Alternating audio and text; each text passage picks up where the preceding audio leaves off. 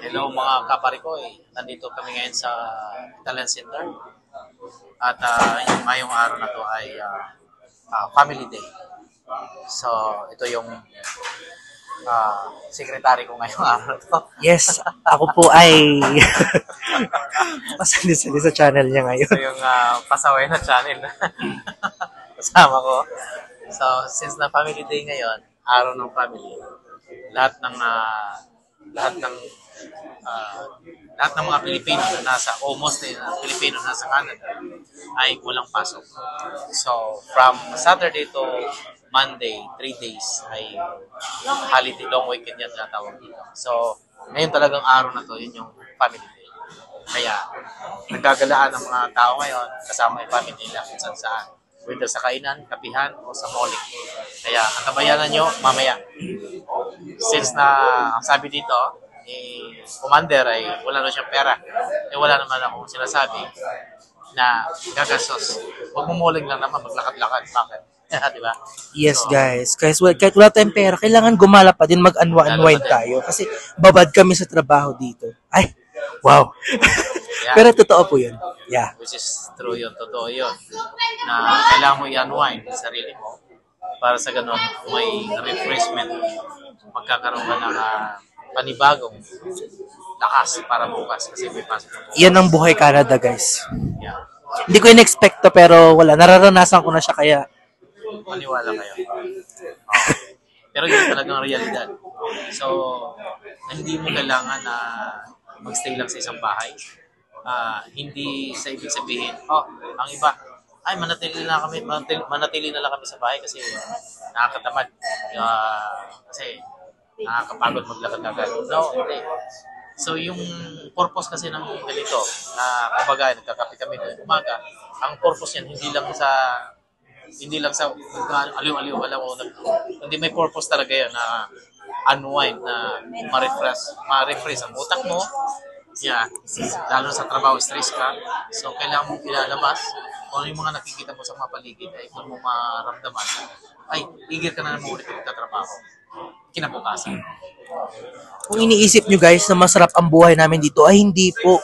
Kung di po kami magtatrabaho, wala po kaming kakainin. Ganun po yun. Kaya iba pa rin po talaga ang buhay sa Pilipinas. Kung ako tatalungin, mas better ang Pilipinas naman. Tama. Hindi ka guys sa Pilipinas, makakain ka lang ng 3 beses ang araw, okay na. Wala nang tatadyak sa'yo. Yung bills mo, yung bayaran mo sa bahay, yung mga ganito ganyan. So walang kaapura sa'yo na bayarin. Pero dito hindi. Sa isang linggo o sa isang na hindi ka pumapasok sa trabaho ay malaking kawalan na 'yon. So 'yun ang isa sa mga disadvantage at advantage. Kumbaga kung nasa Pinas ka at saka dito. Yun. Kaya tuwing weekend, to-do banding talaga. Yan ang pinaka-best na solusyon para maganda yung tema ng family. Yes, guys. Sulit ang banding dapat. Ito dapat sulitin. Dapat kasama kayo lahat. Dapat magbanding kayo talaga ng todong-todo kasi minsan lang mangyari yung magkakasama kayo. Minsan di na kayo nakikita. Gabi na lang kayo nakikita sa bahay. During weekdays, ang mga gawain ng mga tao rito ay trabaho, bahay. Trabaho, bahay. Kung ito, si Aki, anak ko may pasok na bukas sa school. So, during weekdays ay talagang dire-diretso may pasok siya sa school. Then ako naman may pasok sa trabaho. So, nakikita kami ay gabi na. Hindi na kami nakapag-uusap. Kaya, pagdating ng weekend, labas talaga kagad. Whether you like it or not, kailangan mong sumama para sa ganun. Para yung mentally, well, yung mangyayari. Hindi yung init ng ulo, di ba? Okay, kapare ko ayos ba? So mamaya ulit pag-uusapan natin pagdating ng mauling kung ano mga diskarte para makatipid. Ang diskarte sa pagmumall, tumingin lang, wag bumili. Yan ang pinag-uusapan natin.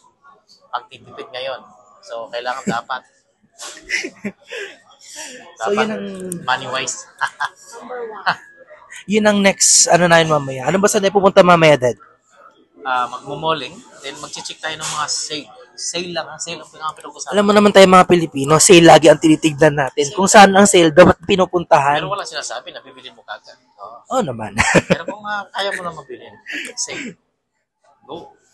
Go for it. Huwag mo na ipapabukas kasi baka bukas, wala na, wala ka na mababalikan. Yan naman ang discount. Kung meron ka, bilhin mo na. Ang malaga dito pag nag-sale ang bigas, bilhin nyo na agad. Yun ang pinakamalagang sale dito, yung bigas. Oo. Tama. Kaya kami, kapag sa bigas, di bali na walang ulam, basta may bigas. Oo, kasi isang kaldero kayo. Kulang po kasi yung isang kaldero. Itong katabi ko ay yung isang kaldero ay Isang araw ko isang kaldero. isang anuan lang. Isang kainan lang. Tiyatry ko naman guys, so wag na magana. Sige, dahil yun lang. See you later, guys. See you. Bye-bye.